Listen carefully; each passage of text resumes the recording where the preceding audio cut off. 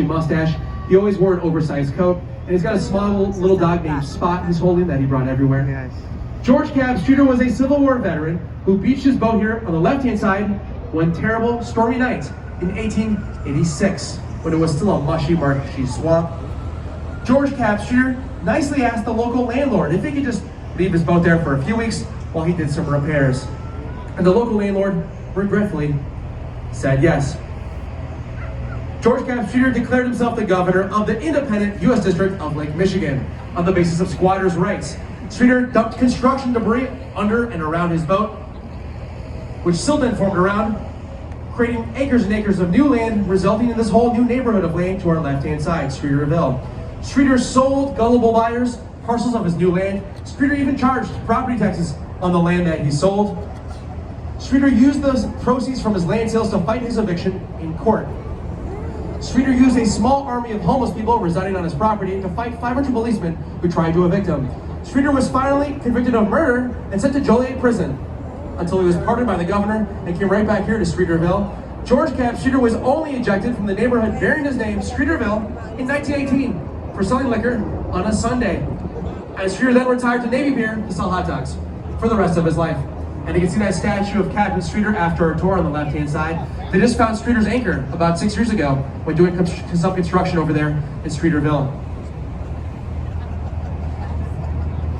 See this curvy black building to the left-hand side? Lake Point Tower, 1968. When built in 68, it was the tallest residential structure on planet Earth. It's a residential condominium building. It has one circle of retail at the top. See that circle on top? That circle on top was Cité. Cité was a very fancy French restaurant. When Oprah Winfrey lived in Chicago, Cité was her favorite place to eat, but it just shut down Cité 6 months ago. So now there's a vacant restaurant at the very top.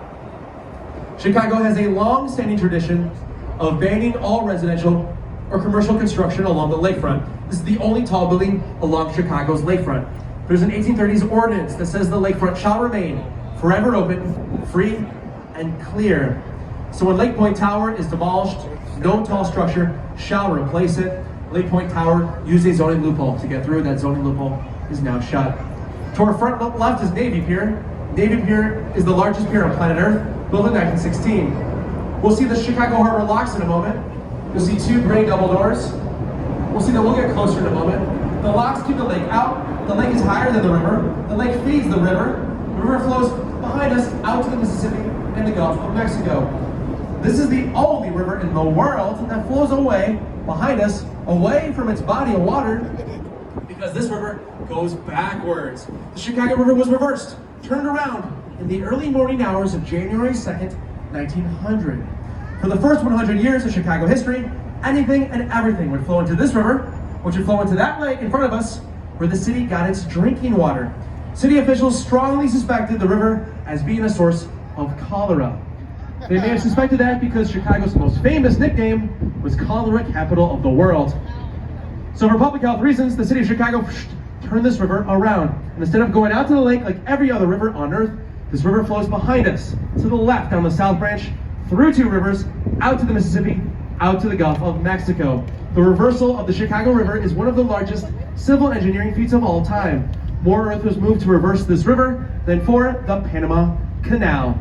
And coming into view behind us is a great view of downtown Chicago. Feel free to stand up and stretch your legs and take some photos.